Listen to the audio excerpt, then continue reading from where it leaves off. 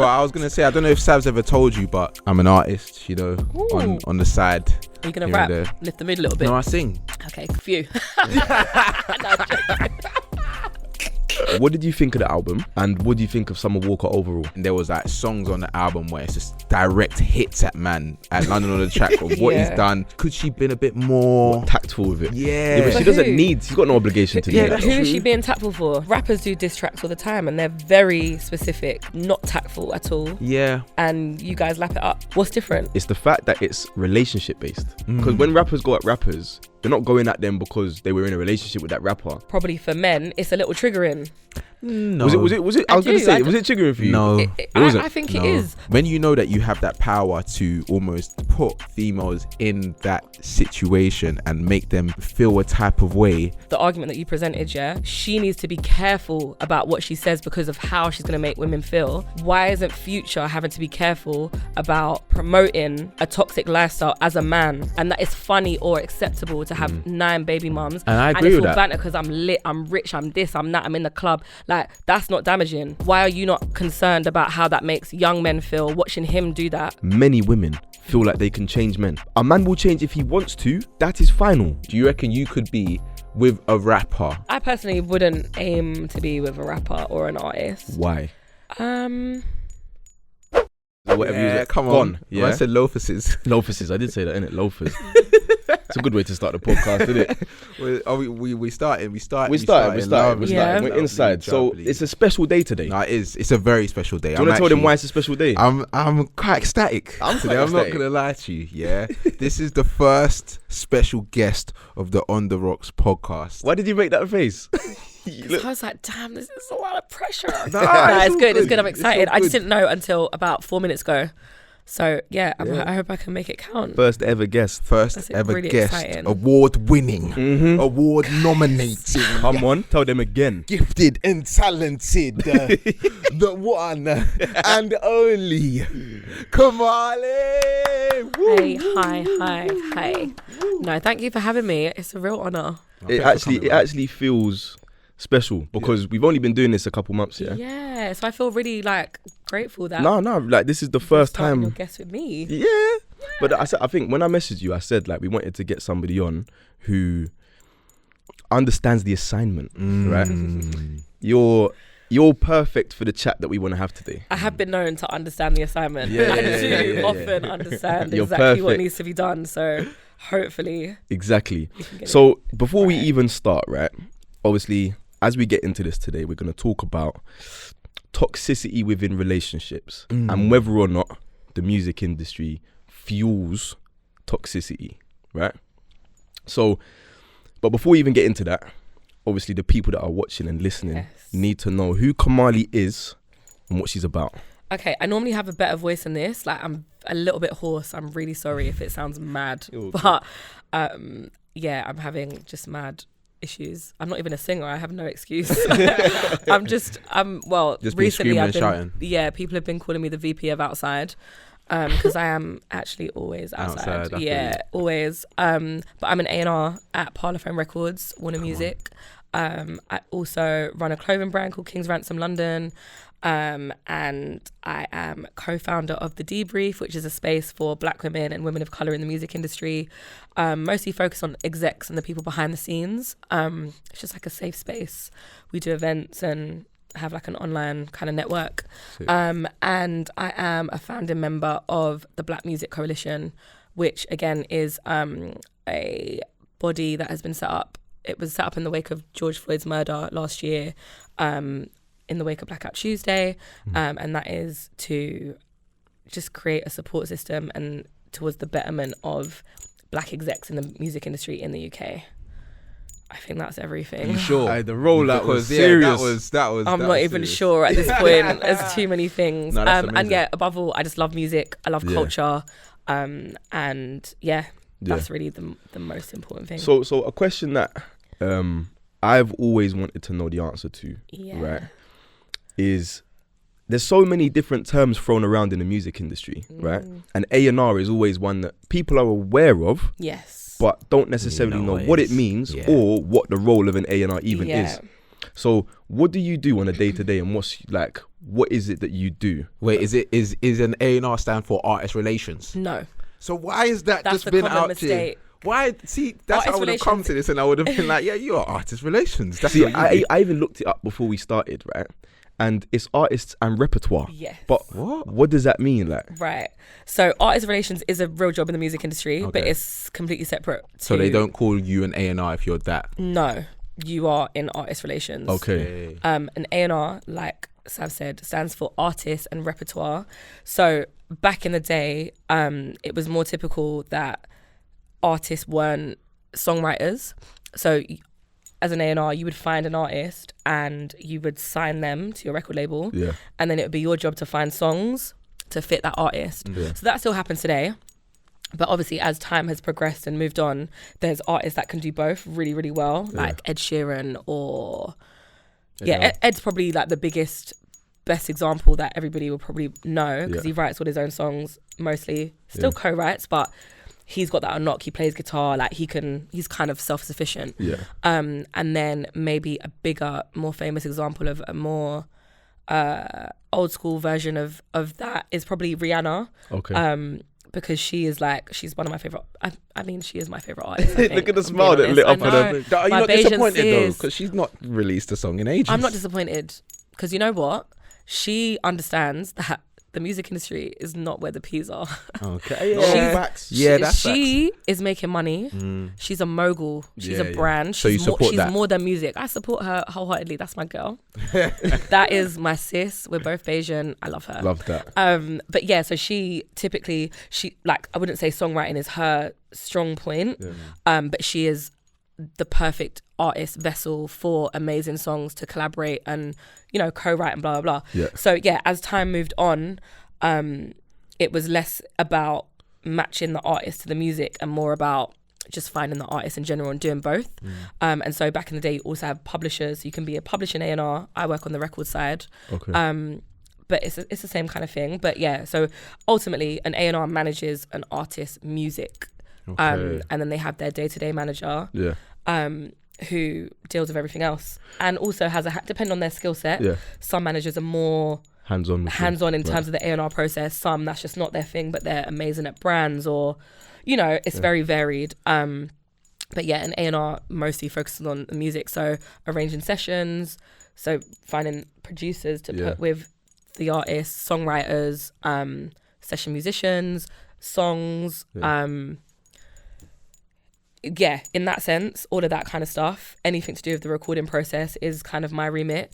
But then also, I think as the role has kind of developed over the years, especially now, it's changing. I would say it's probably even changed from when I started doing it almost 4 years ago now, like for a proper label. It's changed a lot because you are kind of the middleman between the artist and the label. Yeah. So it's my job to find the talent and sign it to the label. And I guess in that, you have to build relationships. So you have to be quite a people person. You have to be able to, understand artists, what they need, what they want, and also work out if your label can offer that to that artist. There's so many artists that I've met or really wanted to sign, but when it comes down to it, it's just like, you know what, I don't think that this label is the right place for you to really deliver on you as an artist. And that's more important to me than just saying, I signed this person, because I don't want to ever be in the way and fuck it up. You know what I mean? So I think... Would you describe yourself as somewhat of a talent scout as well then? Yeah, it's definitely talent scouting. That's exactly what it is. Completely. But yeah, so in that process, so you meet the artists, you sign them, you find them, you sign them, and then you're kind of, hopefully you have a vision for that artist that meshes with their vision for themselves. Sometimes it doesn't. Sometimes artists are so varied. There's some that are, they're laser focused. They know exactly what they want to do, exactly the career they want to have. There's others that they are so creative. They just make the music. They're like, I don't know what to do. I don't care about anything else. I just want to be in the studio with my piano, my guitar, or just, my pen and pad, and that's what I care about. You guys work out everything else. But yeah, you kind of have to work out where that artist would fit in the market and what they'd be able to really do. And ultimately it is a business. And I think that's a bit that people that maybe haven't worked in the industry and just hear the term A&R, you know, we get corn on the internet every day. Why? For what? I think people think that it's a really easy job, and they think, oh, if I was an A&R, I would sign this and I would do that and I would do this, and it's not as clean cut as that. It's just it's a little bit more complex in some ways, and also there's like music and artists and enjoying that for what it is, but then there's a music business and about what actually sells and what people want to hear and listen to, and it is supply and demand. Like, if nobody wanted to hear guitar bands, that's not what everybody would be signing. If nobody wanted to hear drill, nobody would be signing drillers or rappers, or, do you get me? It's like, your job is to kind of read the market culture and work out who fits, and sometimes it's what's missing. Sometimes in a sea of guitar bands, you might want, I don't know, a Lewis Capaldi, or do you know what I mean? It cold really artist, by the way. yeah, he's very cold. But you know what I mean? It really depends on what is happening and, you know, what's missing, what does sell, and what the audience wants. And I think sometimes A&Rs get the rap for like, it's as if we have like all this power to like determine what society wants musically, and it's actually kind of the other way around. Right. You listen to cater society, to the people. and then you have to. And I know that's like, there's probably going to be loads of people that are just like, what are you talking about? That's not true. But it really is. Like, if nobody listened to rappers or Afro swing, none of those artists would be signed. But if that's what is driving numbers, and, you know, there's traction there, that is what you naturally go after, because that is the business side of it. But equally, you have to kind of separate your taste from your business, and that's probably part of the job that people don't really ever talk about necessarily, but it's like, you have to separate your taste. There's things that sometimes I play in my A&R meetings, or, you know, we all discuss signing, that aren't necessarily things that I would choose to listen to by myself or on, you know, on my own, but I can see that there's an audience for that. And if I was a 15-year-old boy, or I don't know, 11-year-old girl, like whatever, I would be like, oh my God, I want to listen to that. I completely get that, because I feel like there's certain things that we do in our industry, or maybe not so much now, but back in the day, where you sit down and you think, you know what, I don't even know if I would watch this, you know. And I'm on it. Yeah. You get what I'm saying to you? Yeah. So it's like, I get what you're saying. Yeah. I can see where the audience is, but it's not necessarily something that I would consume myself. You kind of have to just realize that your job is to kind of bring talent to the fore. And I think there's balance in all of that. Like, obviously it is a business. You are working for a company that is trying to make money off music and recordings and artists, and, you know, building that. But on the flip side, you also have the opportunity to sign things that you really believe in, really love. And I think for most labels, like, it's a kind of balance between, you know, a hit song and hits. You obviously want the hits, but equally, you kind of have to think about it as like a label is like a shop window. So you have, like, on one hand, the success stories that are just like out and out, even if it's one hit wonders, like, great, that song was massive, everyone loved it. But on the other side, you might have an artist that is so culturally important, so, you know, integral to a certain scene or for what they stand for. It may not sell 1 million albums ever, but they might win Mercury Awards, or do you know what I mean? And it brings a kind of a credibility to what you're doing. And I think it's all about balance and the way that people enjoy music differently.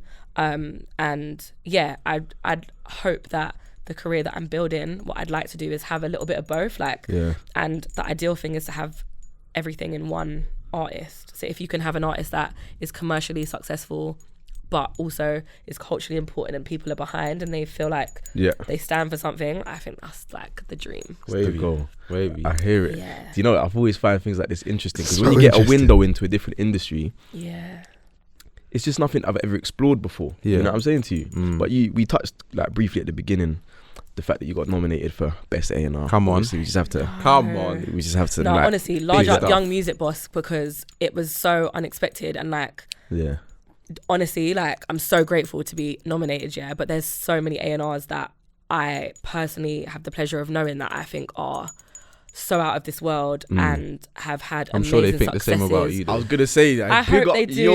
I hope they do. But I feel like I'm so at the beginning of what I'm doing that it's just an honor to be next to, you know, the names. It was Muna, Priye, Janelle and Davina, and they're all, you know, in their own rights doing amazing things. And yeah, it's always nice to be recognized like that. But I've never been nominated like for my. But there's a first for everything. It's like it's really it's very heartwarming. But yeah, vote for me. Come on, obviously. But a question I wanted to ask is like, what does success for an A&R look like? Obviously, you get nominated. That means you're doing your job well. But when you're doing your job well, like, what does that mean? Does that make sense? Like, because obviously, when we're doing our job well, that's kind of judged off at how many views you get in. Yeah. What's the engagement saying? Like, you get judged on different things. What does an A&R get judged on? I think it's the same. I think the metrics are similar. Right. I guess ultimately it's sales. Okay. Of the artists that you sign. Yeah. I guess that's like the bottom line, because ultimately, like I said, when you're an A&R for a major label, it's a corporation. Like, the numbers. It's a numbers game, of course. But I guess, that is it. But I think also, in my mind, the way that the music industry's changed, I think obviously there's artists like Stormzy, Georgia Smith. You know, the word independent is thrown around a lot, and has been, I would say, in the last 5 years, probably more so than ever before, especially in our scene, and, you know, understanding the mechanics of that, and masters, and, you know, lots of buzzwords, like you said, lots of things that get thrown around, especially on music Twitter, which is the worst place in the world. What, are you not part of, you don't feel? No, I don't even have Twitter, actually. Really? I big up you. I don't have Twitter. Part of my team. I can't lie, Twitter is... It's a sick app, though, don't get it twisted.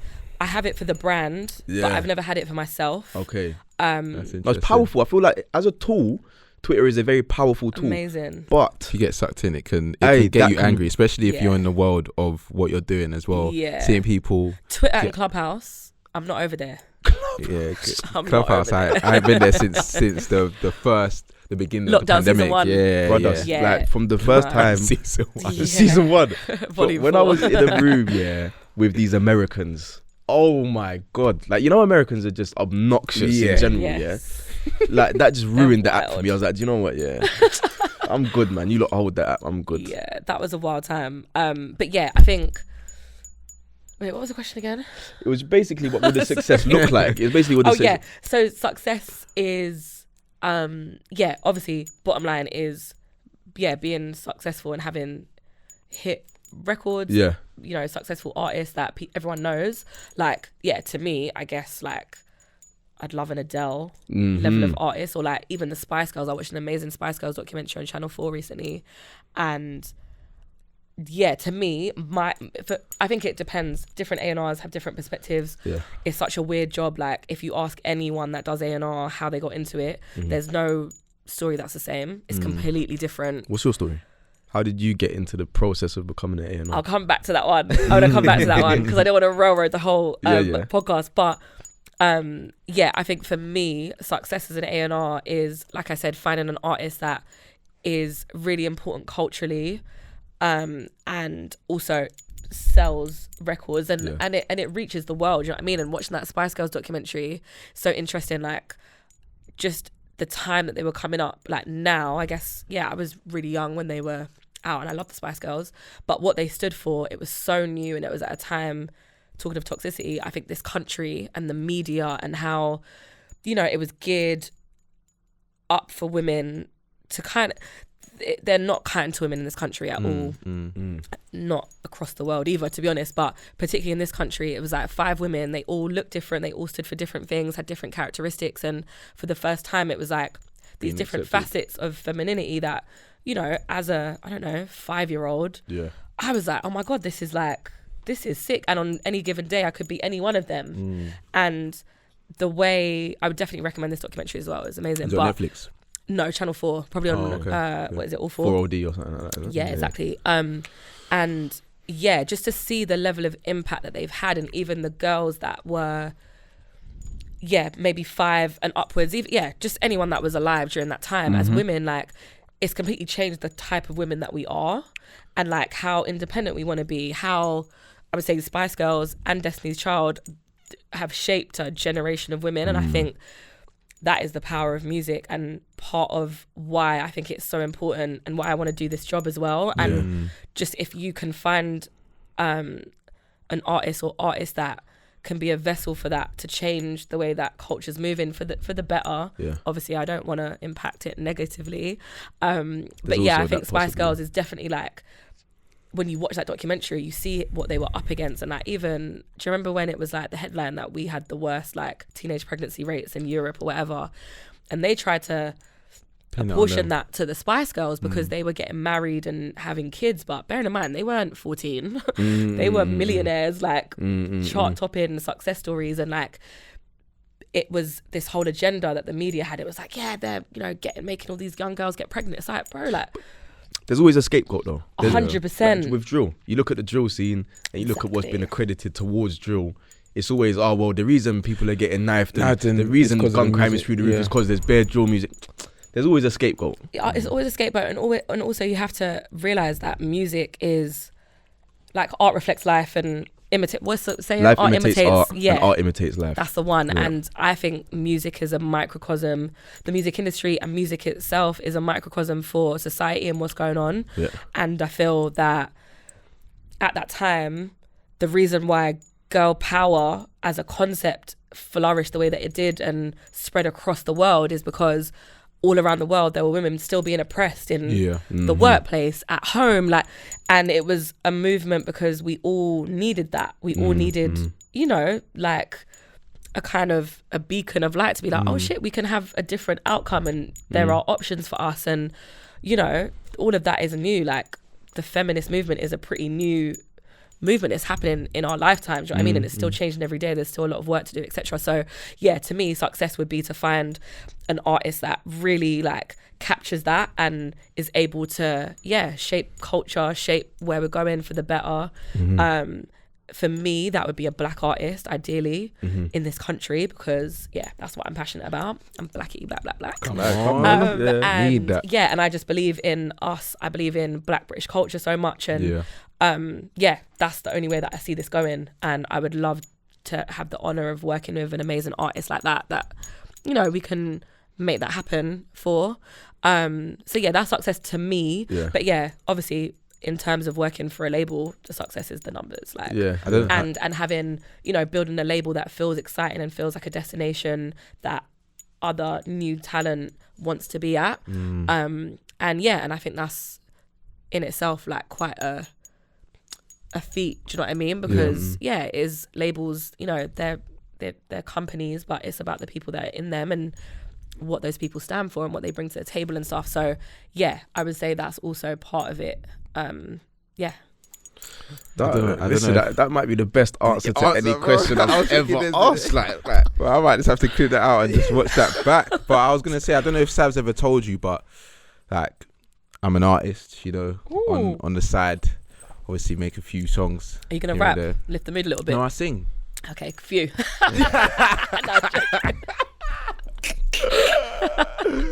So if you ever need a new singer or anyone backing vocalist in any of your studio sessions, I personally wouldn't like endorse. So don't do that, because this is my time to shine. Now. I can't right now because I was watching a previous episode. I don't know if it was last week's. It might have been last week. And you were saying that you performed at the Royal Albert Hall. Royal Albert Hall, yeah, I did. That's really impressive. Thank you. He tried to not give me credit for that. I know, actually, and it's not fair. It's genuinely huge. Like, they were screaming my name. They were not screaming your name. They were screaming in my direction. That's enough of me. But no, you were saying how you got into being an A&R, and like, I'm interested to know, when you obviously you love music, but was this the position that you wanted to get into? Or was it just you tried to navigate and then this is where you found yourself? No, I definitely always wanted to do A&R. I was really lucky. Both my parents have always worked. By the way, quickly, do me a favour. Pull the mic a little bit closer. Just in case. Yeah, cool. Here? Yeah. I was really lucky. My mum and dad have always worked in music. Oh, sick. So I just grew up, like, when I was a baby, I was going to the studio with my dad, and like, do you know, like, it was super lucky. So I've just always been exposed to it. It's always been like an option and something that I was aware of. Yeah. And yeah, when I was really young, I wanted to be a vet. Really? Don't know why. Because I don't even like animals now. Really? No. I'm like allergic to them. No, I do like animals, but like from a distance. Do you know what I mean? Okay, like, I hear what you're saying. They're not in my bed. Videos and that, like. Not even that. What? I do follow a really sick account called Dog Personalities though, which I recommend to anyone. It's so fucking funny. Can I swear on this podcast? Yeah, go on. Okay, sorry. I'm gonna try to keep it clean though for the kids. But yeah, so anyway, so I've always been around music and I've always loved it, and I don't know if everyone feels this way, but you know, like you see what your mum and dad do and you just think, oh yeah, I'm gonna do that. But I genuinely just thought I was gonna fall into a music job, but I didn't. When I left uni, I started in fashion. I was a booking agent for a hair and makeup agency. So we used to do like we repped hair, makeup and nails. So they would do the hair, makeup or nails for like the Chanel show, runway shows or press kits and campaigns and red carpet stuff, like really amazing stuff. It was an amazing job. So I did that first and I was like, oh, maybe I'm a fashion girl. And I love fashion, I do. But own clothing line and that. Yeah, all of that. King's Route to London. Come on. Check it out. But yeah, I guess like I realised in doing that, and it was quite similar, I didn't realise at the time, but it was quite similar to my job now in terms of it's an agency, so you rep talent, right? And you find talent. And I realised when I was there, I was like, I'd love to find new, the next ones that are going to be making all the money for an agency like this. And yeah, and I think I just realised how much I wanted to do that for music, and I still did, and I thought that maybe I'd kind of like got over that, but I didn't. And I'd like volunteer at stuff. So there was an event called Love Lounge that's run by a guy called Jeff, who's incredible. He's a tour manager now, I think. But it was this event in Brixton at Plan B, which is now, I think, Phonox. Oh, I don't go there anymore, but it was a sick venue. I had the best nights of my life in that place. But Love Lounge is like a live music event, and I saw some really big people perform there. Mo, the comedian, used to host it every I think it was once a month. God, I can't remember. That's like a lifetime ago now. No, he's doing the Brits. But it was sick. It was sick. So crazy. yeah, exactly. So Mo used to host it every week. They had like a live band, and I saw Ed Sheeran there. The most amazing people, like, and all in between. Like, there was comedians, but it's mostly singers, rappers, artists. And I just went up to Jeff and I was just like, look, like, I just love what you're doing. Like, can I like help you out? Like, I didn't know what I was doing. I was doing it for free. I was probably like 18. And so I started doing that. And I loved it. And it was just like, just being close to music and things and just seeing how things worked. And so, yeah, I always, even though I wasn't working in it, I was still close to it, and like friends and family all doing it. So yeah, like I was just in the mix, innit? And so I was at this fashion agency, which I loved. I had a really good time there. It was amazing, but it was really stressful. And I just realized that if I'm going to do a job like this, which is like very passion led and all of that, I need to be a little bit smarter about like the long term and like, and it really be my passion. And I kind of just had to weigh it up. And I was like, you know what? I think it's time to make the leap. So I think I was 23 or 24, around that. Yeah. And so I decided to apply for an internship. So I met this really amazing woman called Ray, who was at HR at Universal. And I just went for a coffee with her, and she was just amazing. And she was like, look, I can't just give you a job like straight away because you've got no official music industry experience, but I can get you an internship. And I was like, I will do anything. Like, I'm down, I'm not picky. And so I ended up getting a job at what was then Virgin EMI. It's called EMI Records now. Cool. And it was in the TV, it was in the promotions department. So it's TV and radio. So basically anywhere that you see an artist on TV doing an interview or performance, like, I don't know, like Soccer AM or Strictly Come Dancing or Sunday Brunch or literally anything, any interview, any performance, Jonathan Ross, Graham Norton, all of that. It's a TV plugger's job to book the artist onto those opportunities. Right. So I was assisting their team at Virgin at the time, and I had the best year. It was really just nice for me to see how a label worked and you know, like I'd never been inside that, and I think it was also a pretty incredible example of what a label could be, because there was like an internship scheme which most of the majors have now. So they have like a kind of intake every year, and your internship is normally a year. And I met amazing people. The other people that were there at the same time as me they were like lit. So I made a lot of friends for life, I would say. And also, just learning how all the different departments worked, even understanding promotions, which I had no real handle on before that point, was wicked. And also there was like loads of women in senior positions, black women in senior positions. Special shout out to Free 8 and Faye, who are still over there, and they're just amazing examples. Glyn Akins was there at the time. There was just a really diverse team, and I found that really powerful, and it's not what I guess expected of a label in this country. So it was a really great first kind of foray into it. And but I was an intern, I was just there, soaking it all up, trying to learn as much as I could. And basically a good friend of mine, Lunik, who is now a president, which is crazy, so proud of him, but he was an A&R scout at Virgin at the time. We literally sat like back to back, and he was trying to sign Hardy Caprio at the time. I'm really sorry, because I've told this story loads of times, and I'm always worried that I'm going to bore everyone with it. But impossible. But it was really but I also feel like it could help someone somewhere. So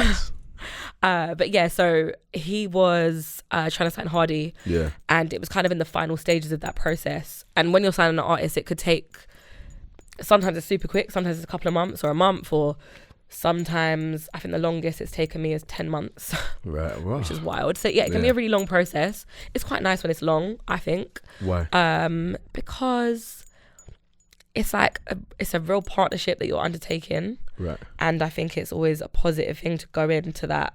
It's like getting into a relationship. It's like dating. Do you know what I mean? Like, you want to make sure that it's the right girl or the right guy. It's a good analogy. That was a very good analogy. Genuinely, that is what it is. But obviously, sometimes if it's like if there's a record that's just blowing, it's not feasible to wait. You got 6 months to do it. Do you know what I mean? It depends. But so Lunik had been working on signing Hardy and doing an amazing job. So this was kind of the bit where it was like the last stage of it. So he was bringing Hardy and his managers in to the label to meet like the wider team, and it was a really big team at Virgin. I remember it being a really big team, and so they used to always go in, the A&Rs would go and do these meetings with the president and the whole team. But because I was an intern, I was obviously never in them. And then so Lunik was like to me, do you want to come into this meeting, like do you want to do this? And I was like, of course. And so I went in, but at the time, this was probably 2017, and it was kind of that influx of Afro swing. So it was like Bane, Kojo, Huss. There was like a load of them that were coming up, and it was a time. It was a great time, and so that was a good time. And it was still, that was a great time. Feels like literally a lifetime ago. I know, it's weird, isn't it? It was literally the other day, but so a lot of the labels didn't necessarily have the teams that reflected the artists that were now, taking hold of the mainstream. And so, if I'm honest, when Lunik asked me, I was so happy. I was gassed to be asked, but I kind of just didn't expect to say anything. It was just like, I thought I was there for the vibes. You know what I mean? Like, I thought I was just there for the vibes. So I went in happily, obviously. And so there was all these people, and like the team's amazing. They've all done incredible things. Like they were like, when I was talking to Kanye West and Amy Winehouse, them ones name drops all over the gaff. Drop that name in there. Like they were amazing execs in that room for sure. And like to me, I was just grateful to be there and like soak up, all the info, and it was really like an amazing experience for me, and I was happy with that. But it was so funny. I'll never forget Hardy's manager at the time, Ashley. They were kids at this point as well. I think they were 19 or 20. Like they were super young, and like for most 19-year-olds, it's like super daunting room to be in. Like it was mad. And so they all were listening to all the talk, and everyone, selling it in as they would, and they do. And it was great. But for a lot of young managers, they might just be like, okay, well, thanks guys, like really nice to meet you, whatever. But he was so ballsy, and like just testament to him and like their whole team. But he kind of was like, it's been really great to hear from some of you guys today. Like, it's been really good to meet you all and blah, blah, blah. But like, it'd be great to go around the whole room and find out, like why you want Hardy to sign here. And I was like, Like, you're such a boss. Jokes. Like, I proper rated it. As well. Yeah. So while I was like rating him and thinking, yeah, like, what a G, like, you're so on job, like, da-da-da. I realised that I was in the room, like, I'm not watching this on TV, like, dickhead, like, what are you talking about? I was like, fuck. So it was a massive room, and they've gone round. So by the time it's got to the person next to me, my heart's like, oh my God, I was so nervous. You can hear the heartbeat. No, the ones that you can hear it. I was sure that everybody in the room could hear the heartbeat. So I was getting all flustered, embarrassed, and that. I was like, fuck, what am I going to say? I was really nervous, and to this day I don't remember what I said. Like, I don't know. But I winged it, and whatever I said was good. I didn't fuck it up, and I was just so pleased that I didn't mess it up for them or for Lunik, because he obviously brought me in, like, and I was rooting for him. Like, I really wanted him to win this deal, and like, Lunik's brilliant, and you know, has had an amazing career from that point onwards, and like, I just wanted to make sure that I didn't ruin it for him, and so it was all fine, and everyone in the room was like, yeah, that was great, like, well done, like, yeah, I could have said it about myself, kind of thing. And I was so relieved that it was good. So I didn't even think about it. It was just like, cool, I didn't fuck it up. Cool, we move. And I guess after that, I didn't realize it at the time, but it kind of put me on the radar for a lot of different people. And they were like, oh, you were really good at that. Like, I was like, shit, was I? And it was kind of, it was I guess the confirmation that I needed to be like, okay, cool, this is the space I need to be in. That's that part of the job. I can do that. I can talk, as you guys probably know by this point of the podcast. Can talk for England. But so that was kind of the starting point, and I didn't see, it was literally, in hindsight, I can say that now. At the time, that was just where it was. It just, I did it, and I didn't fuck it up. But it just meant that from that moment onwards, I think, people were like, oh, do you want to come to this meeting? Do you want to help me with that? And it was just great for me to even get that experience and, you know, really work out what I wanted to do. And I think that is the great thing about those internships, like, cool, that I wanted to do A&R, and that's ultimately where I've ended up. But I think you could easily go in thinking that you wanted to do A&R, because a lot of people do. But then you see the press department or the creative department, and you realise that actually, I didn't know that that's what that job was, or I didn't know that job existed. Do you know what I mean? And I think that was really it for me. So by the time I ended the internship, I just tried to be as like friendly as possible, and like naturally meeting lots of people in that job. And I had a couple of offers to do A&R, and I just chose one. And sick. That's how it happened. It's a bit mad, I don't know, like, but everyone's story is always a bit mad though. I feel like whenever you hear somebody's quote unquote origin story, it's always like, it's never the same. And I feel like that's the same in our industry as well, because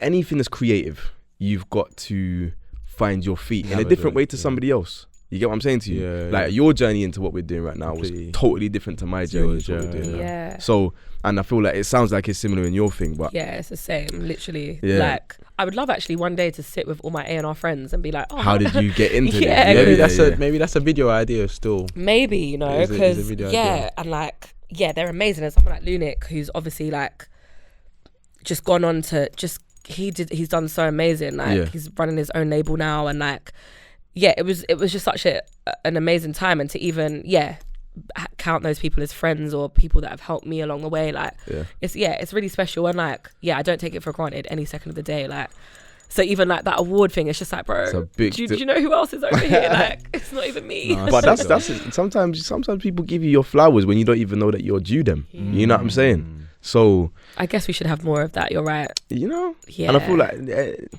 I was even having this conversation with a friend the other day, like, you don't understand your greatness because you wake up and you're you every day. So like, I'm just being me in it. That's all it is. You know what I'm saying? So you don't necessarily understand especially when you come from those like humble beginnings where you know you almost feel like you're always on the grind. So it's like, regardless, if someone gives you your flowers, you'd be like, really? Like, you rate me like that? But it's good. It's good to know that. Like, it's good to know that you're being appreciated in that sense. Because even with where you started and where you are now, and the businesses that you started, like doing what you done during lockdown as well, when some people, like we were speaking about in the other pod, like that, for other people, it was like they almost went into a shell in a sense, you know what I mean? But you used it as an opportunity to see what was wrong in the industry, what happened in the world and how you can almost make it better in your industry, because it's a passion of yours, isn't it? So wavy, man, big stuff. But you touched on something earlier that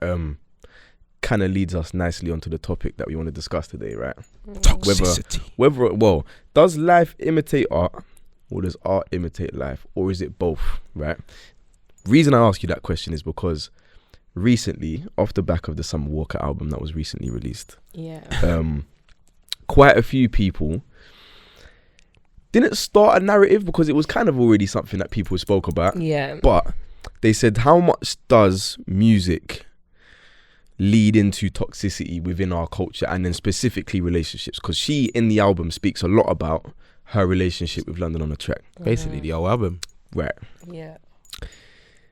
Now, the reason we wanted to bring you on today is because it would be mad for me to sit across from my brother, and two men, discuss this. Toxicity. I know. It wouldn't make any sense. In the comments, there would be just women telling you to stay out of women's business. Just shut your ass up. So we needed somebody who, number one, understands music. Yeah. And number two, is a woman. You know what I'm saying?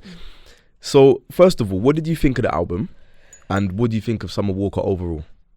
I think Summer's great. Yeah. I think the album is good. I'm still living with it. I'm not one of those people that like listen to the album in the first hour that it's out and then like have a judgment, do a review online about it. Like, I just don't think that's how music should be enjoyed.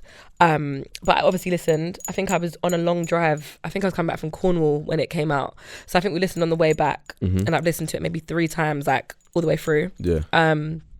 Since then, I think it's a good album. And I think what Summer is great at is starting conversation. Yeah. And I think it's really relatable for a lot of women, unfortunately. Did you relate to it? When you listened to it, did you think, wow, this is out there? Yeah. Like, did you... In parts. Yeah. Obviously, hers is quite specific. Of course. Do you know what I mean? I wouldn't say that I've been in that level of toxic relationship before. Right.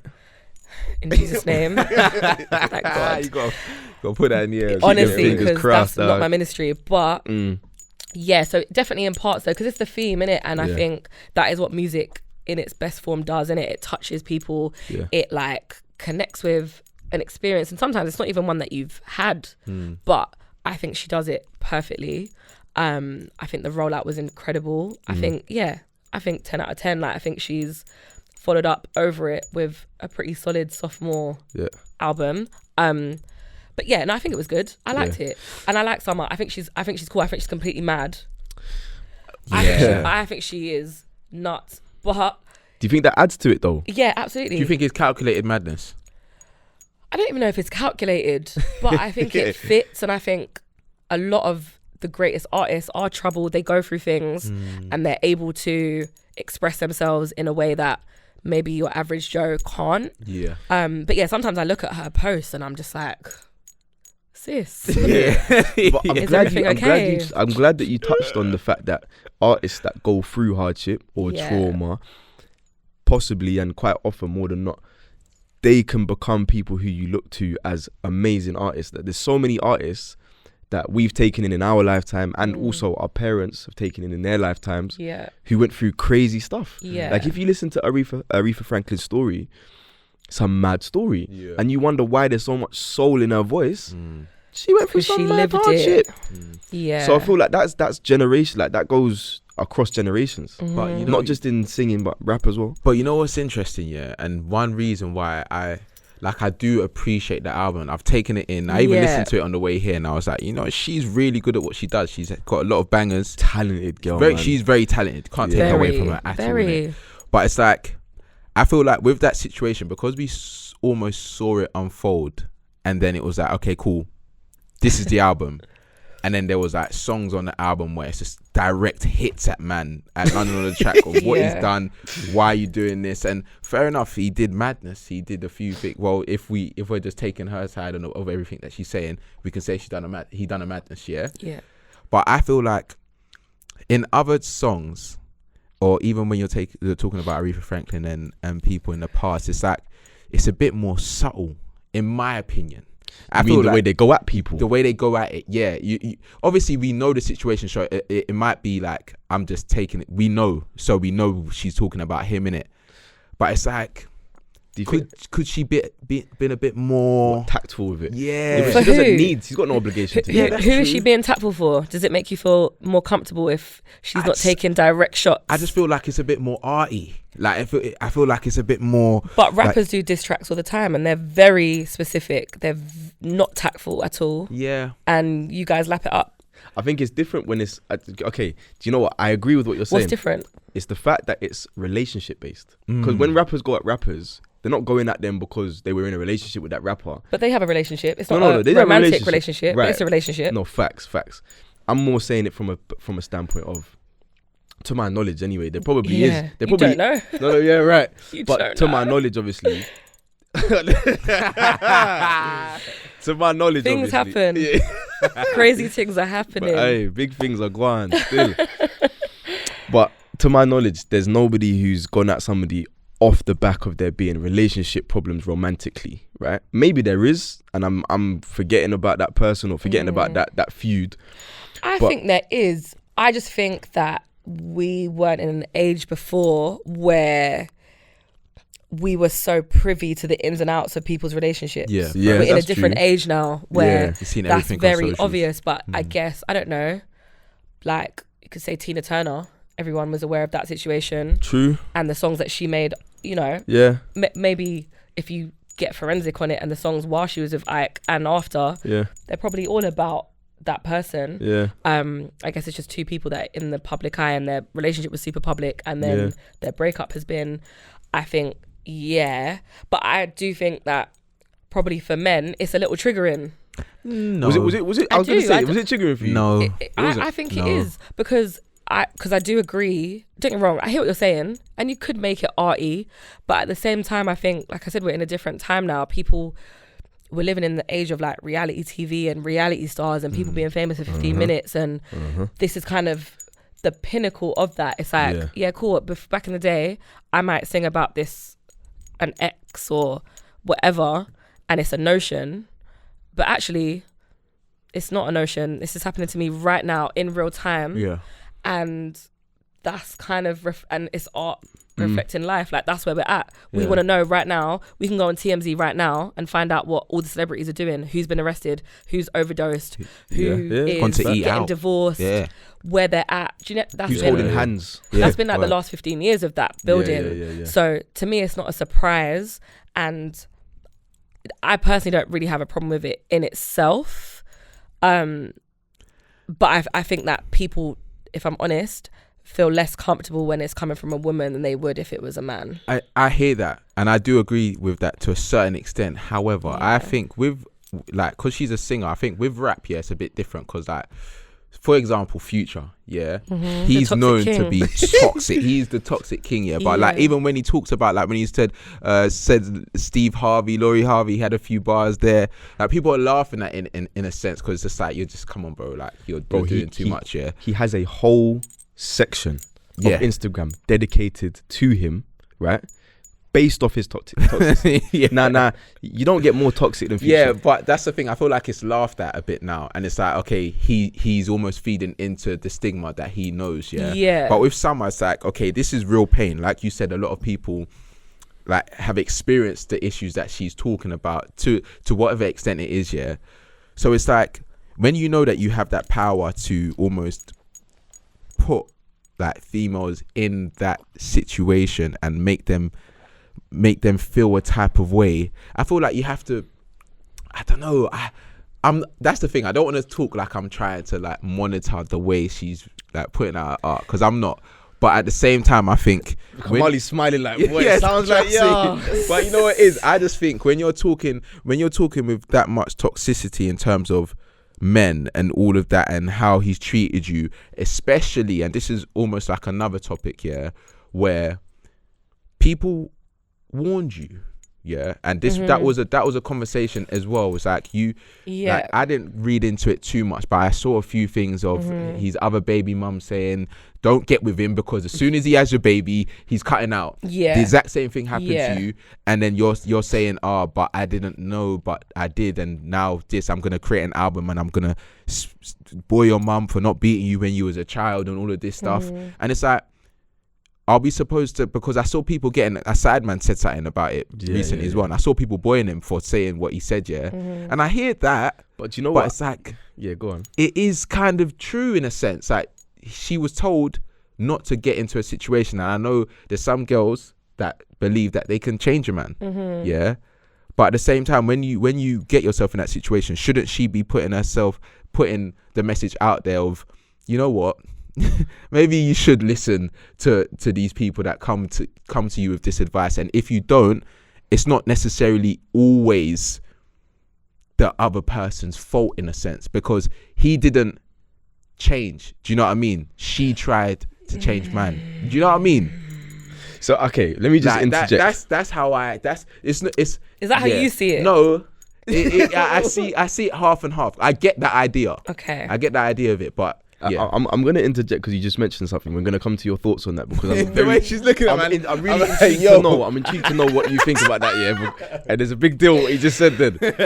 But just to touch on what you said, right? Obviously, the sideman thing was based on the Danny Lay situation with their baby, which we'll come on to later on. But what do you feel? In fact, you know what? I'm not even going to move on to that yet. To what he just said, the way she's looking up into the distance right now is actually sending me. I'm just thinking about where I'm going to start. Start wherever you feel. Yeah. Start. You know what it is? Because I just think this is an unconscious bias, and this is not on you as like an individual, but I think that's just what we're dealing with. So you see what you said about Future, and that people laugh at his toxicity now, which may be true, but there's lots of people that idolize that, and even the fact that people can laugh at that is the root of the issue. It's toxic within itself, right? It's funny to people. How many baby mums has he got? Enough. 7, 8 maybe. Right. So that's that. So it's funny. It's funny that he can be toxic. It's funny that he's got baby mums. Like, okay, cool. But when Summer is talking her truth about it, and saying what she went through, you're saying that she should be more careful in the emotion that she's gonna spark in other women. Yeah, because Future's not going to make men cry with like flipping the tunes that he's having. But do you know what I mean? How do you know that? How do you know that? He's got some fam. Maybe there's a few songs that's not. But on that side of it, that's not the reaction it's going to evoke, is it? But on the other side, the fact that but the argument that you presented, that she needs to be careful about what she says because of how she's going to make women feel. Why isn't Future having to be careful about promoting a toxic lifestyle as a man? But that it's funny or acceptable to have 9 baby mums, and it's all banter because I'm lit, I'm rich, I'm this, I'm that, I'm in the club. Like, that's not damaging. But why are you not concerned about how that makes young men feel watching him do that? It should be equal, but it's not. What you got to say about that? No, I do agree with that, because I have conversations all the time about how Future is and what he is as in his age right now, the amount of baby mums and all of that stuff. But we can understand, okay, it's his image. That's what he wants to be. Yeah, we've accepted Future for what he is. But the fact that you can accept him for that, but it's not good. It's not good, and it's not like I would tell a man to try and emulate him. Yeah, don't be like Future. But people do though. Yeah, but people want to be like man. But I'm saying, like, in terms of the music, I'm not saying that there's anything wrong with telling your truth, because we see it all the time. Like you said, there's generations of heartache that people talk about all the time, and in this generation, it's highlighted a bit more because of the TikToks, because of the Insta Reels, and the fact that you can have memes of certain songs, and then you have like people doing the same type of videos of certain things. And it's like, okay, you have to understand the power that your music has today. Okay, so just quickly, because you said it, right? Future is more accepted for what it is that he does and what it is that he says on tracks and the way he behaves, right? I'm going to pose a question to the both of you right now. Are we in this generation embracing toxicity more because of the way music is portrayed and because of the music that is put out? I think so. You think we're embracing it more? Yeah. Why do you think we're embracing it more? I just think it's just too normal. Like, there's so many pages, and like, even what's his name, Justin LaBaby, the respectively done LaBoy. Would that say Justin LaBaby? Yeah. I don't know, man, in it, but like everything about what is blowing now is toxic. Even like the shade boroughs and stuff like that. What does the most numbers when you're seeing two people that are a baby mum and a baby dad having issues, and people getting the comments and saying, oh, this shade room, the same thing. You're seeing all this toxicity just being highlighted so much more. It's celebrated a little bit. Yeah, and people are embracing it so much where it's like a Summer Walker album, people said, I'm going to be ready to cry. I'm going to be ready to shed tears for an hour to listen to this album. It's like, I hear it, but it's too much. I just think it's too much. I think it shouldn't be celebrated and embraced to that extent. I can appreciate what she does and what she's going through. The same way with Adele, for example. Like, she's said that her album is situated on the situation she went through, with her husband. Yeah. And even that, to that extent, I'm like, fair enough, but it's a lot of heartache to take in. But people have been making albums about heartbreak for your whole life, for generations. That's really the heart of it. And ultimately, the music that sells worldwide is the human experience, isn't it? It's love songs, it's breakup songs. Do you know what I mean? That's really what most people sing about, because it's an experience that we all go through. It's universal. And I think that I don't know if I feel like we're embracing toxicity more, even though you've made some really good points, like the shade rooms and the shade boroughs and all of that stuff. Like, I do think there's been a culture that has been bred around that. But I just think that it's being discussed more. I think everything's being discussed more. And I think the reason that people can relate to it is because a lot of people lead those lifestyles. A lot of people have issues with their exes, partners. Like, these are all things that are super relatable to them. And so to see it play out like a soap opera almost in front of us, where we can watch but not be about us, I think is an attraction for a lot of people. And I do feel there was something else that you said about what did you say about the album? Shit, it's gone out of my head. But yeah, I don't think that it's necessarily more of it, but I feel like it's being discussed more, so it feels like, oh my god, this is all we all do. But these are age-old problems that and I think actually, this is what I was going to say, the takeaway from Summer's album, I don't think it is to make everyone go, I don't even think it's for people to feel sorry for her. I think even ending it with the prayer, for example, I think in her mind, obviously I'm not Summer, I'm not her team, disclaimer, but I feel like the whole point of it is that she's come out the other side, and maybe a lot of mistakes that people make, like you said, like, oh, I can change him, or it's going to be different with me, or whatever, and actually falling foul of that and realizing, you know what, for this guy, that is who he is, that's where he's at. And now I'm in the situation and I wish I could go back and tell myself to do different, but it's trash, and and I'm in the trash. I was moving trash. I'm sorry to everyone, I didn't listen. And I feel like that's really the takeaway. And actually she's on the other side. She's got Cardi on the album, Ciara on the album, who have also been through their own, very public issues with their partners and fathers of their children. And I think it's more so a solidarity in discussing that in a different way, rather than just doing an album where it's like, oh, he cheated on me and now I'm back in the club. Like, that's actually not that progressive. I think this is probably a lot more cathartic, and there's women who maybe are living through that right now who can hear that and feel seen, feel heard, and if they want to cry to release that pressure, I think that's important. I personally feel like it's important, rather than just hearing rappers boast about they've got 6 kids and they've got a girlfriend and their girlfriend's a stripper or whatever. Like, that's been normalized. I don't think that's normal. Do you get me? That's not normal. And it's not normal for us to ingest that and think, oh yeah, this is aspirational to have multiple children that I'm not in their lives and I don't support properly because I don't like her mum.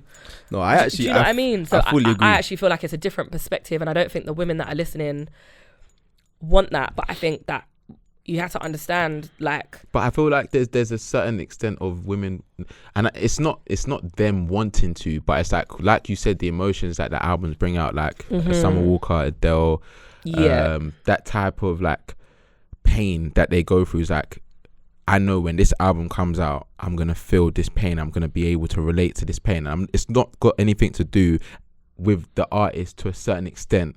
But I think when you have that power and you know, and it's interesting because Adele was talking about how her label or people in her team were telling her that she should make TikTok songs and stuff for like the newer generation, yeah.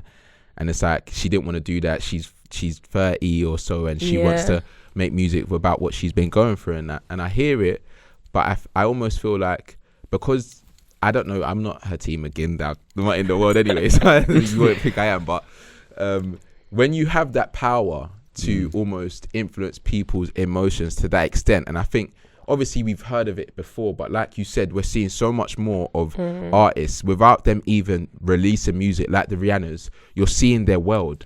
So it's like you can emulate them, you can want to be like them without hearing the music. So when they do release the music, it's like, okay, cool. That's even like, as a woman now, I'm gonna hear that song. Even men as well, I can hear that song and be like, you know what? I just want to cry to this and just feel this feeling. And I hear it, but I almost think it's dangerous to a certain extent because of how much people are trying to be like these people. So for example, Summer, she got a tap of her new Donny, yeah, and people are like, oh, you didn't say that in Ciara's prayer and stuff like that. And it's like, you shouldn't even look to her as an example anyway, but because you like her music and you've been following her so much, you've given her that power, and people are like, oh, like, what should I do now? And that's what I'm talking about in terms of the power that they have now, that I don't think that they would have had in other generations because of social media and everything. But what are you worried that power is going to make happen?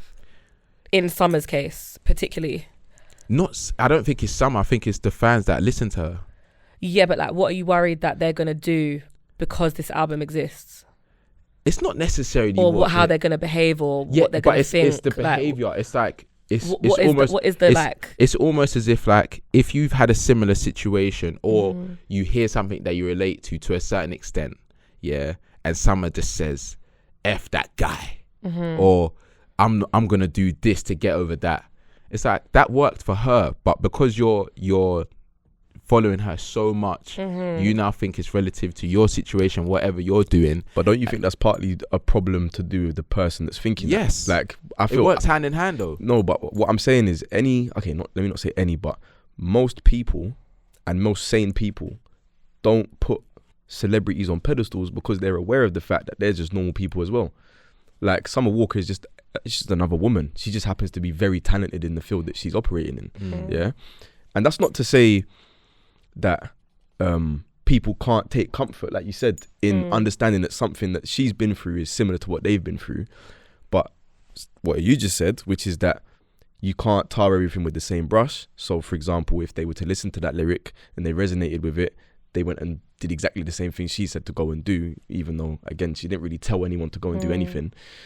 But that might not work for them, and that's fair enough. Like, how many times have we as a generation and as a society put certain couples into that couples goals category and then later down the line it comes out that it was all a facade, right? It's always been the case. Now, in Summer Walker's case, I think everybody looked at her situation with London on the Track and thought, rah, like, super talented producer, super talented singer, match made in heaven.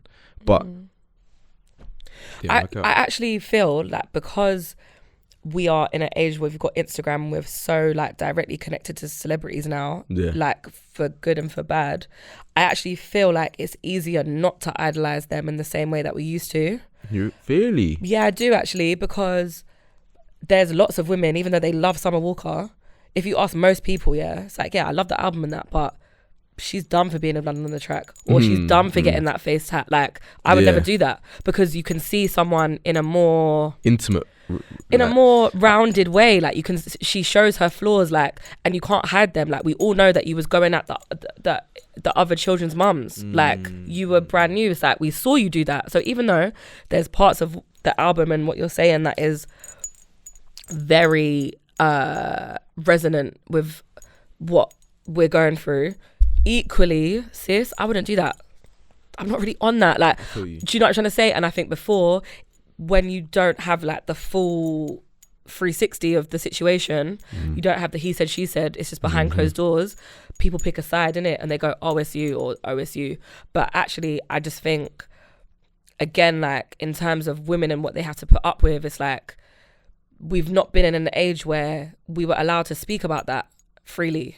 Yeah. And we had to be in these relationships. We had to stay with men that maybe weren't being good to us. Yeah. Do you know what I mean? And like that was just a thing, a societal thing. It was a cultural thing because, you know, we weren't financially independent or, you know, all of these things. And I think ultimately this is like it's just how things have developed right now, where women can be independent and there's going to be good parts and bad parts of that in it, and that journey and how we feel about that, and actually that kind of crossover time of, yeah, cool, I grew up in a time of Spice Girls and girl power, but I really like men.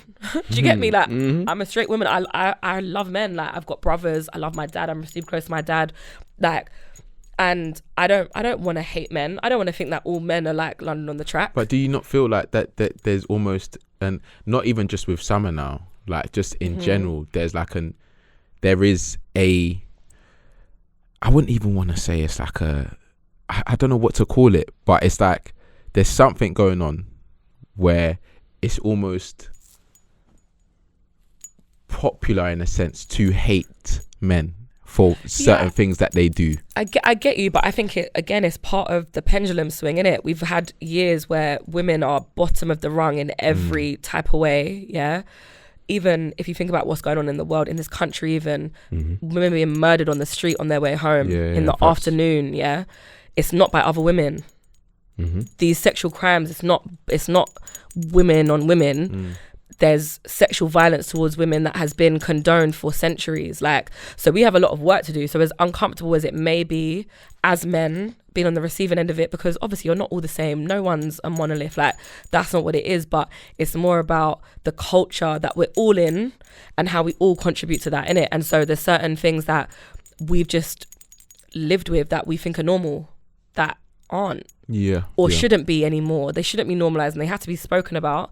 And there's going to be some uncomfortable growing pains. And I think the pendulum's going to swing from being a very patriarchal society where men rule everything, women have no voice, to obviously the feminist movement for the last, however many years. And it's going this way. We've got sexual freedom, financial freedom, all these things. So now we're going to go all the way over here where, there's going to be a little bit of extreme feminism and we hate men and don't be with men and blah, blah. Yeah. But naturally, the pendulum swings back to the middle and that's what I hope is going to happen. But again, in terms of art imitating life and vice versa, it's like, that's what it is and that's what we're all going through. It's a weird... It's weird. Sometimes it is a little hard to hear, and I know for a lot of men it's a bit like, where do I fit into all of this? But I think if you understand what we're all coming from, what we're going through and what women have put up with, I just think all it should do for you lot is make you think, I don't want to be the basis of anybody's album.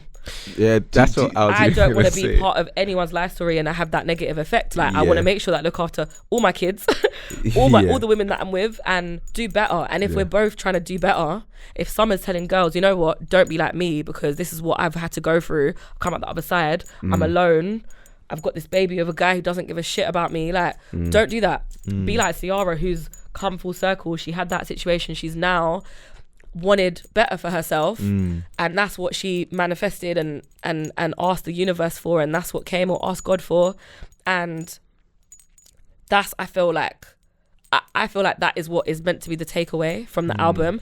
But going back to your point, the actual conversation is the toxic part of it. You lot aren't interested by that part.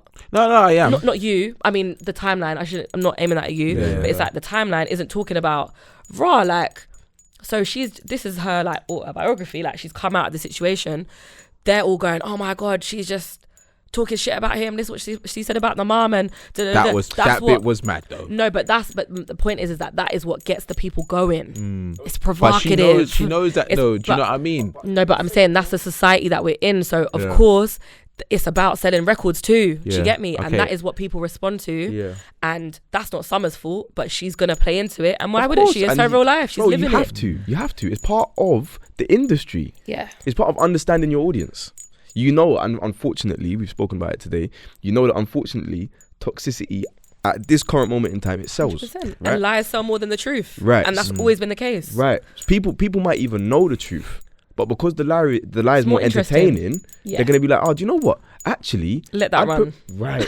I'd prefer to actually lead into that narrative because I enjoy it more. You get what I'm saying? Is that people see life as almost like a soap opera, like you said earlier. Yeah. I find that weird though. Yeah. Like I find it's horrible. Yeah. But that's what I'm saying. Like, and it's interesting because I was even going to ask you, do you reckon you'd be able to be with not an artist like Summer, because she might be a bit extreme. Yeah. She's very no, extreme. but like, no, them thing the dog. Yeah. But what? Go on. But like an Adele.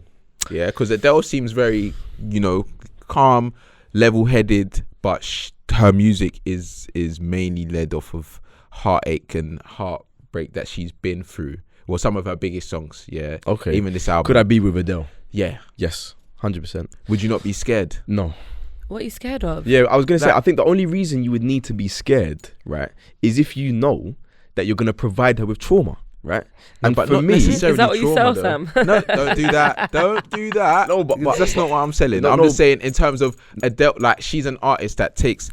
Like obviously no relationship is perfect. You know what I mean? Yeah. So imagine you have a rough patch. Yeah. Let her do that though, because at the end of the you will be calm.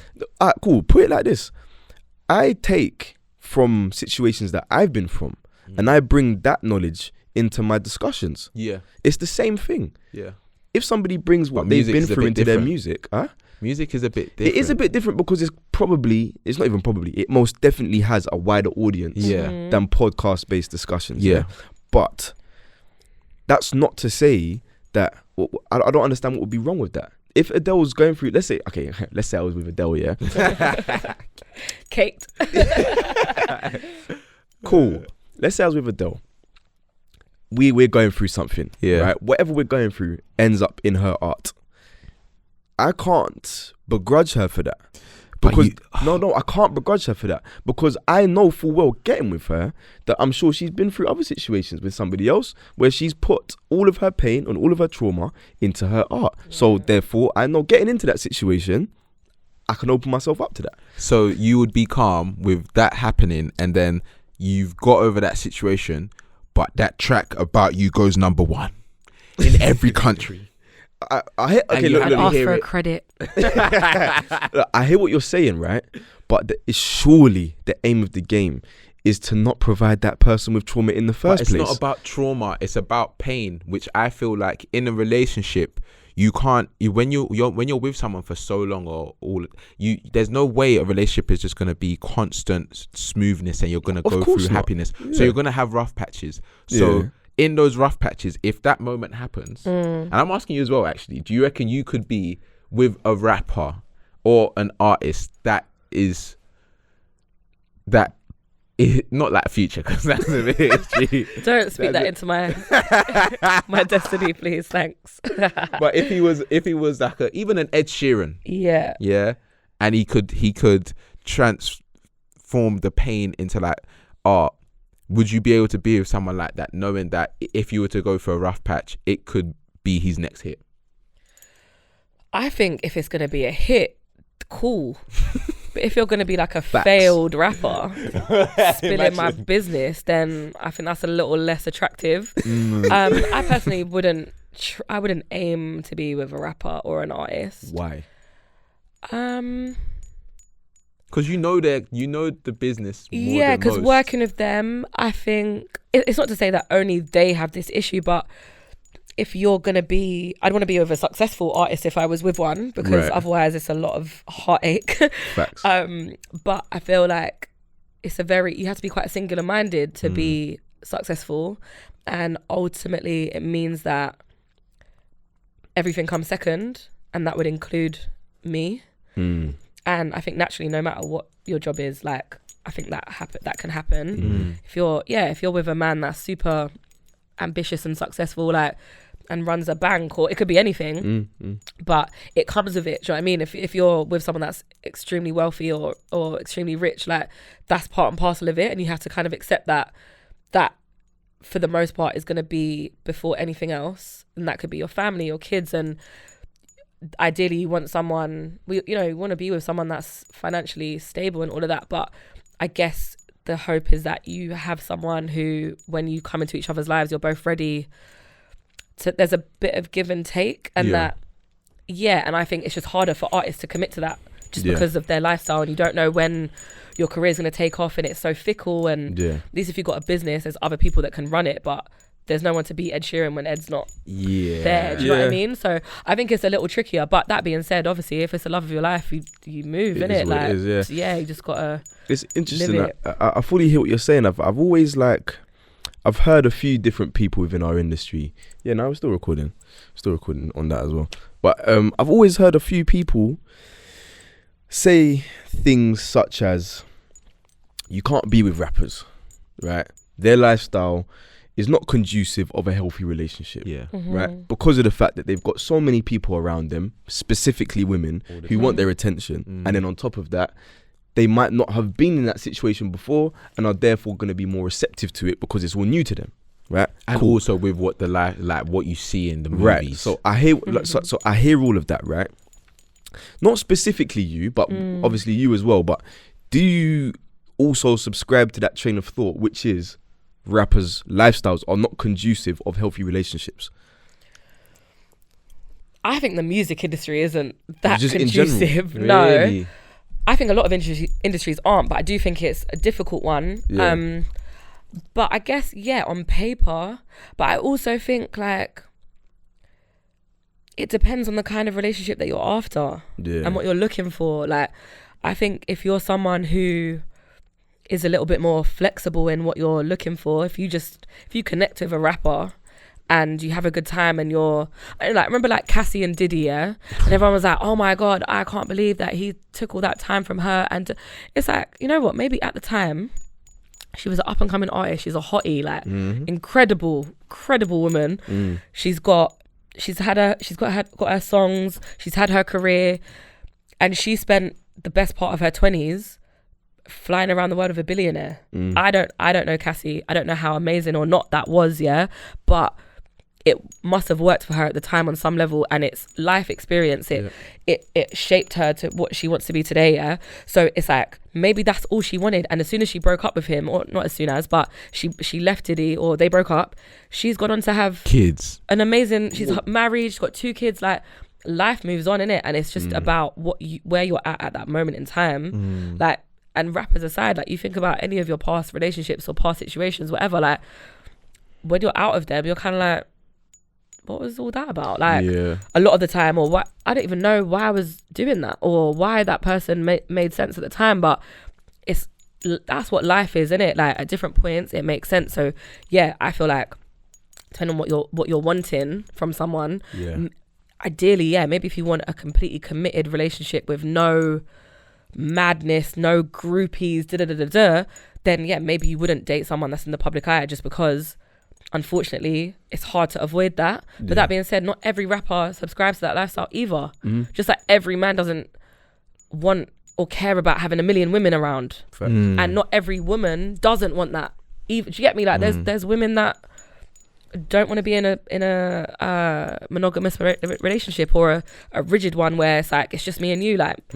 It's I think it's very fluid, and I think it's only now that we're really talking about these things, but I think it's always been that way.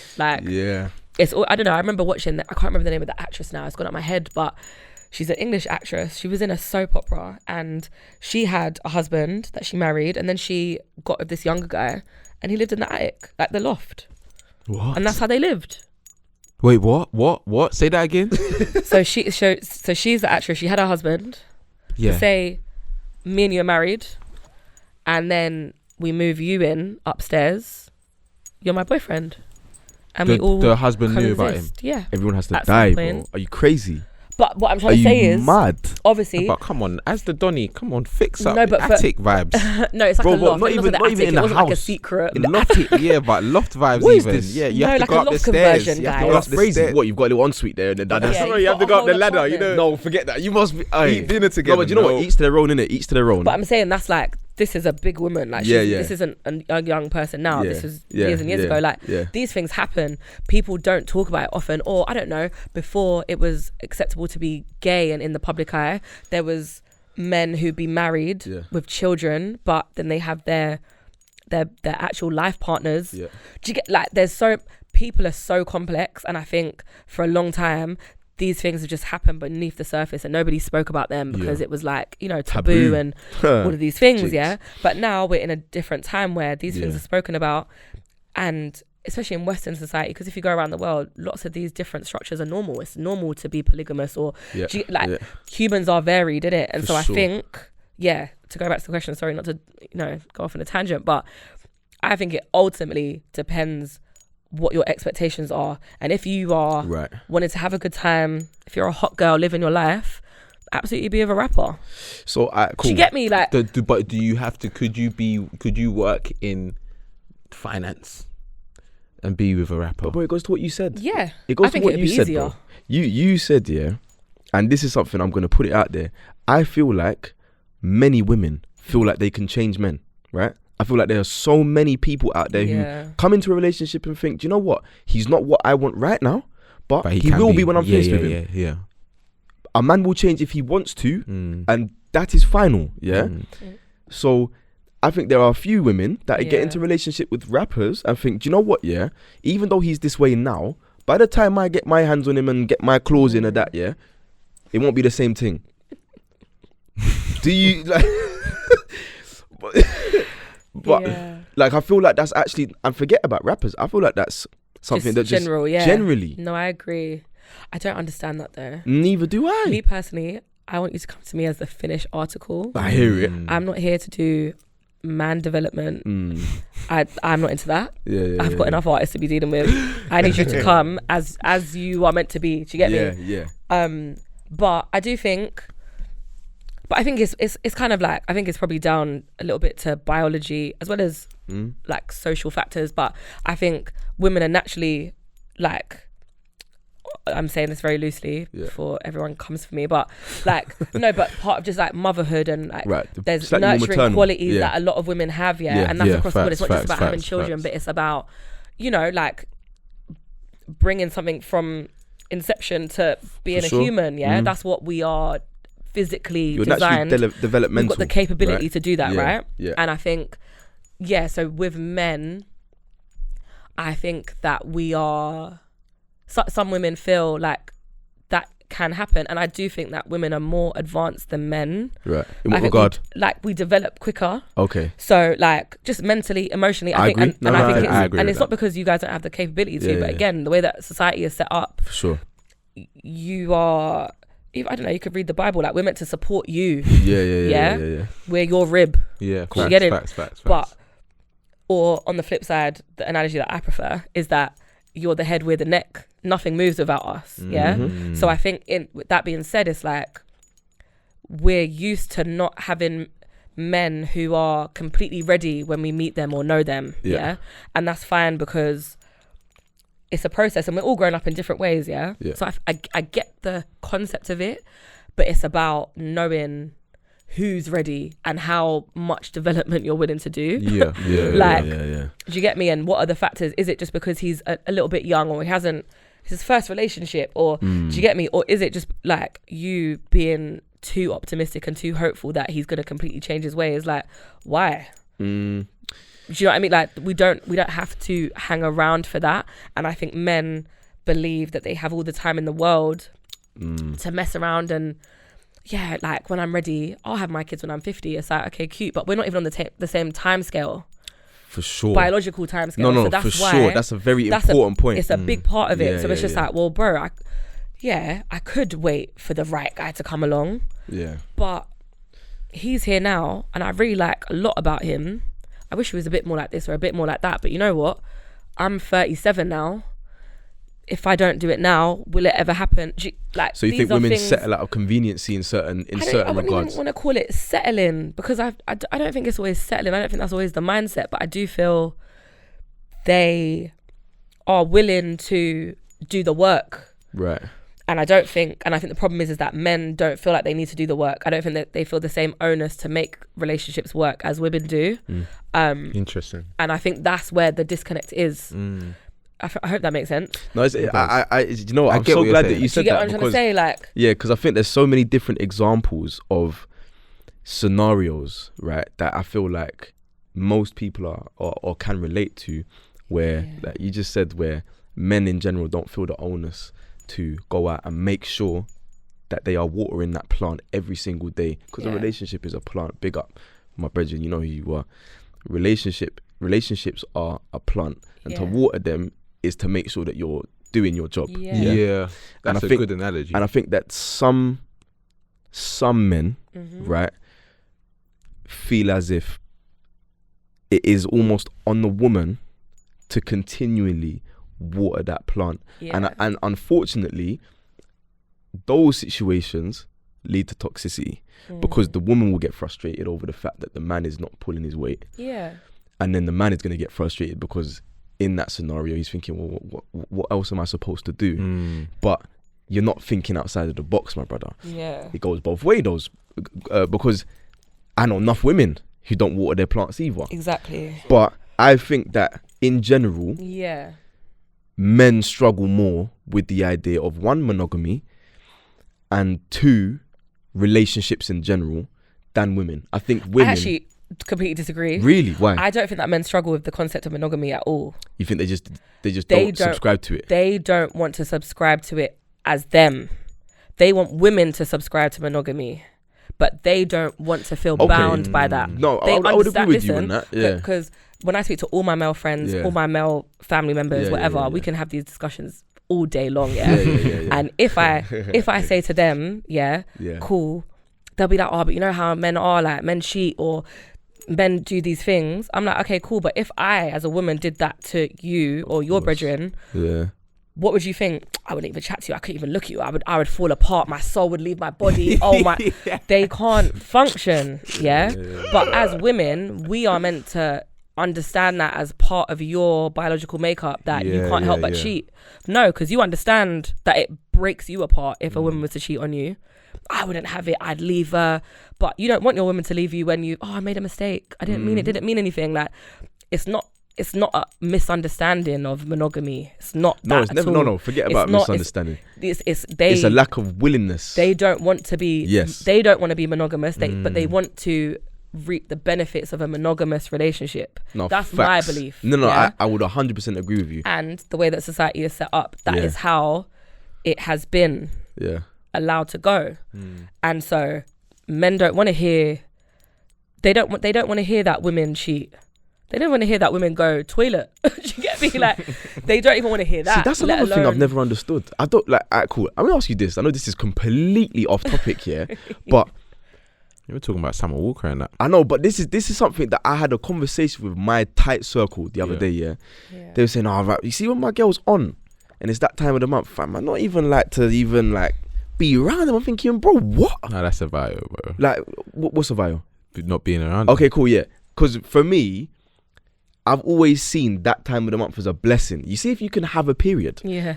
Because some women can't. How much of a blessing that is? Yeah. Like, that's something that many women would, like, they strive towards to have. And you're saying that, like, I don't even want to know that my girl buys pads. Like, I don't want to know that she's got tampons. But that's crazy. That sounds very childish. That's very childish. In that period, I feel like that period it might even be easier to show your girl that you're there for her in that period. Because it's like she's going through so much, and it's like, because you're the first point of call and you're there, rubbing the belly, hot water bottle. We go through it, like, bro, you can show her like how much, and it's like, this is you at your worst, and it's gonna happen often, but I'm always gonna be there type flex. If you're saying that, that's crazy, but enough, man, think like that. But I think that comes down to something that you said earlier. You said something earlier. You said that you love men, like you've got brothers, you've got a dad that you're close with.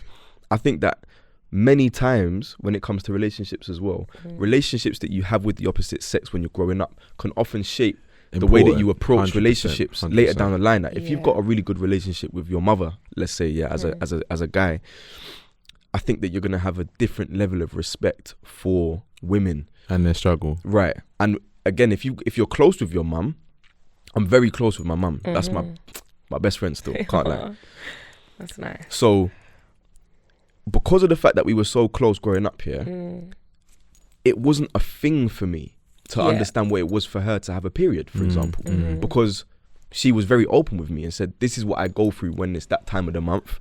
Whereas I feel like a lot of guys, they don't have that relationship with their mother, and then later down the line, they get a girl. They don't even. What do you mean? What's the period? Like, so I think that sometimes what you go through in the environments of your growing up stages and the formative years that you go through as a young man and a young woman define the way you are with the opposite sex to an extent. I know there's mitigating circumstances. I really do agree with that. Your relationship with your parents, I do think, really shapes like how you feel about relationships and like what you've observed from them and like. Yeah, I think it's massively, and even if you're not close, even not being close with them is like, maybe you have issues like, you know, like being emotionally available. There's so many things. It definitely it plays such a massive part. I think you're completely right. And yeah, I think the closer that you are, and just having like, that dialogue to be like, oh, like, what's your perspective on this or that? Like, I think it does really just help, like, make you a more rounded person in your relationships and like how you relate to other people in general. But yeah, I think it's scary that anybody is like not wanting to be around a woman while she's on her period. But I was gonna say one thing in terms of what you're saying about the relationship that you see, and you saying you're close to your mum and you're close to your dad, but bringing it back to the music now, if you've not seen anything, or you've not been exposed that much to relationships and stuff like that, but then your favorite artists are these artists that have gone through pain and that they're always talking about pain, can you not see what I was saying before about the impact that can have on that type of individual? Because you're almost creating an idea of love that you've never experienced, but because of the music that you enjoy, you're like, you know what, I don't want to go through that, or I don't like men because of this, even though you've never felt it and stuff like that. Like that's why I think, even though it's unrealistic to think that people aren't going to listen to these artists, or these artists are going to tailor their music around these specific people, like you said, it's what they're going through and how they feel. That's why it's art, do you know what I mean? But that's why I've always been like, I wouldn't wake up and listen to Summer Walker or Adele or these artists that talk about pain, when fam, there's actually music that can make me feel good about myself. Do you know what I mean? But I understand what you're saying, but don't you think that comes down to the character of the person in the first place? Forget about the artist. Like, 100%. For example, you know enough women, right, who they might have gone through a breakup or whatever, and they've got Toni Braxton, Unbreak My Heart on repeat. Alright, cool. That's got nothing to do with the artist. The artist is catering to that person, right?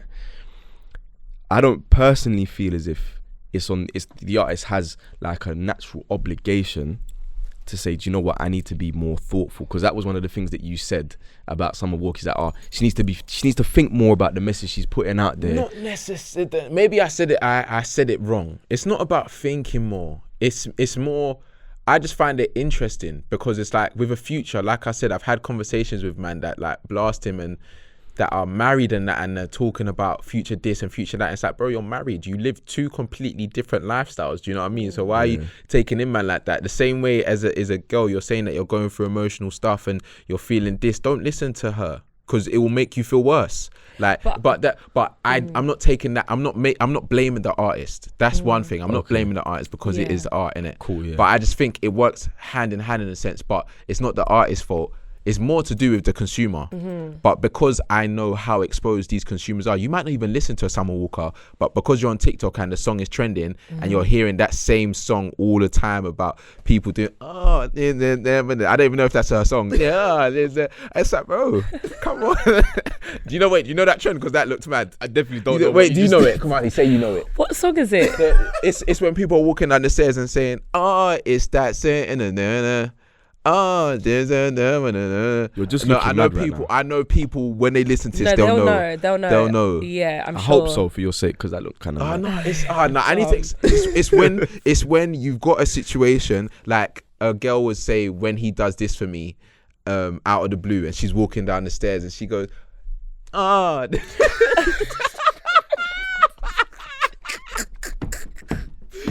did you push in your chest like that? That's how they do it, though. I get it, though. I get it. Must have seen that. I understand it. I get exactly what you mean. I can't get the song. I can't get the song either. That's I think okay. It's Summer Walker, though. That's okay. But yeah, no, I do get what you're saying. I get what you're saying, yeah. I get what you're saying, but I feel like music is either escapism, or it's because it relates, innit? So same way, yeah, that like kids in Middle England who have never lived in the hood ever, want to listen to gangster rap or drill, and they'll have them YouTube channels where they're like dissecting all the beef in all the fucking boroughs and blah blah. Like, it's because it's so far away from what they actually experience. It's exciting, it's escapism, right? So I think that's one way to experience music and what draws people to music. Or movies, like you like action films or fantasy films because it's like it's not real. Something you've never experienced. It's separate to you. Or you watch a documentary because it's real life, it's a real story, it's, you know what I mean, and you connect to it on that level. Or you don't at all, and you just think, wow, like that's crazy that this has happened to this group of people or that person or whatever.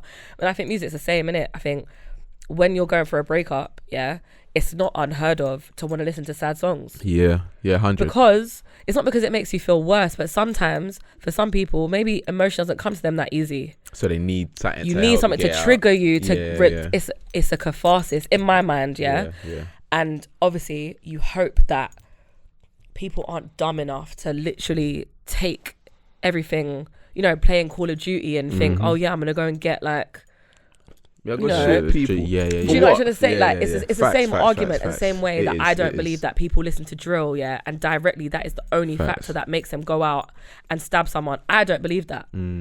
I just don't. The same way I don't believe that a girl's gonna listen to Summer Walker and break up with her boyfriend. Is it gonna make? There are extremes, but it's not. But I think there's extremes in everything. Facts. What all this music does, and what music does, is to provoke a thought and provoke a feeling. And actually, maybe though, for Summer Walker, and because I'll use her specifically as an example, because I do feel it's a topic that is so rarely confronted so head on by a female artist, like so explicitly. And I feel like, for some women, it's just like, look at this useless man next to me. Look at him, like, and maybe that will happen for a second. Same way that a man might listen to Future and he is married and he's thinking, fuck man, I wish I was in the club with Oucher, yeah. Like, in that moment, for a minute, like, that is... It's escapism, it's what you said. Genuinely, that's how I see it. And I think that's the way that most people are going to experience those artists and those albums when and where they need it. Do you get me? Yeah, 100%. But then there's going to be other days where, I don't know, I want to listen to Minnie Riperton and feel deeply in love. Like, that's what it is. And it's different phases and stages of all of our lives. And I think, ultimately, it's like the soundtrack to that, isn't it? Like, when I'm feeling lit, when I go to the gym, I'm not going to put on Summer. Necessarily. Do you get me? But I might put on Future. I might put on Digger. Like, it's literally, it's for those different feelings and different parts of yourself. And I think why artists are so like revered and like why we all, can do a podcast about them and their projects is because they're able to express things that we all experience, but we don't know how to say in that way, or in a way that we all can relate to and we all can plug into. And that's why they earn the big bucks. You know what I mean? And I think, that's kind of my viewpoint on it. But obviously, I think the wider discussion, and actually I went to a George the Poet Large him up, man. Oh, the most amazing person ever. And his wife is even more amazing. Sorry, George, but your wife is lit. So she put on this amazing like surprise night for him the other day to celebrate 10 years of him being George the Poet. Yeah. And it was at Backyard Cinema in Wandsworth. It was so sick. It was an order surprise. He didn't know that any of us were there. And it was a night dedicated to him. She's genuinely wife of the decade. It was so incredible. But his podcast, I don't know if you guys listen to that. It's a favourite of mine. You should really check it out. But he's got an episode that they touched on at the event. And it's about R&B and who killed R&B. And he kind of touched on this topic of where relationships are at now in modern day society and why R&B is different. Why, are R&B artists, like why are Brent Faiyaz and Giveon not singing in the rain, like, wanting their baby back. Do you get me? Yeah. Why are they not Mario Winans anymore and all that kind of stuff, and kind of where it's at now and why our relationships are these ways. And so I'm not going to say that, this music and the concepts and the content don't have an effect on us as people and what we deem to be normal and all of those things, because I do think maybe that's where we are at in life. I think that people, there's more choice and there's less reason to commit wholeheartedly to relationships or wholeheartedly to one person, because you can get on your iPhone and swipe until, there's a concept of there's something better right around the corner.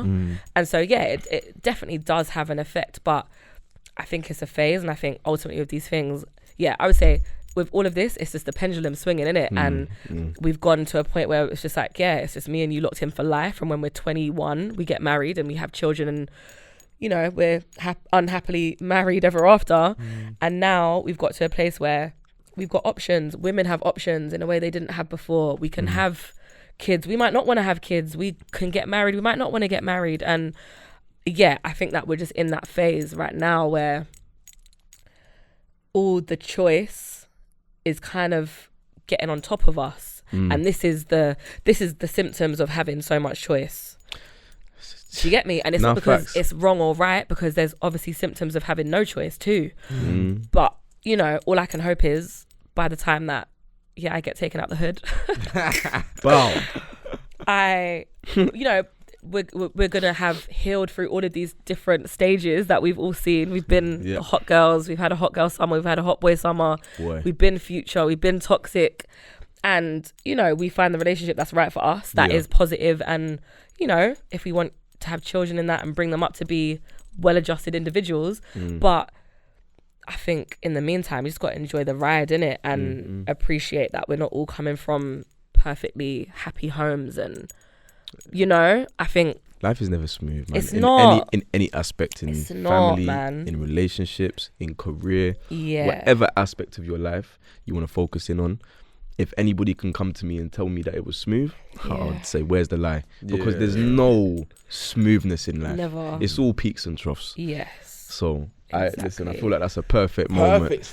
Perfect moment to call it. But Kamali, big up yourself. What a guest. Thanks. The first ever special guest on the show. What a guest. Thank you so much. As in, when we're dissecting we're gonna need you here. Well, I'd love to come back. Because hopefully, I can't lie, I felt like I was learning a lot during this conversation. Do you know what I mean? So it's good, man. And you're doing amazing stuff. Like, honestly, like everything, you're inspiring the next generation, even with the stuff you touched on at the beginning as well. Like, it's inspiring, man. Like, honestly, like, and if there's anything that we could help with, or anything that you want to push as well on the pod, 100%. And like, thanks for having me. I think it's great to have this space, you guys having your perspective in what you guys do, and man, just large up you. Thank you for having me. And legend. I know that you went to the Free Shots show the other day, and it's just like, that's what could happen for you guys. You don't know where it's gonna go, and it's exciting. No, it's really exciting. So I'm available anytime. Come on. Love that. Come on. Don't forget that I'm gonna clip that out, because when you're doing up A&R for flipping the next big, I'm gonna shout you and say, remember when you said on our first show I'll still come back. Love that. I'll never forget where I came from. Come on. But I really appreciate it, guys. I appreciate you coming on. Real talk. And when the camera cuts and he tries to get you to sign him, listen, we're gonna leave it. Listen, right? I was literally gonna, and you reminded me because I've got a little rendition on my mind. You know, what I mean? Give us something then. No, Sing us a Summer Walker song. This.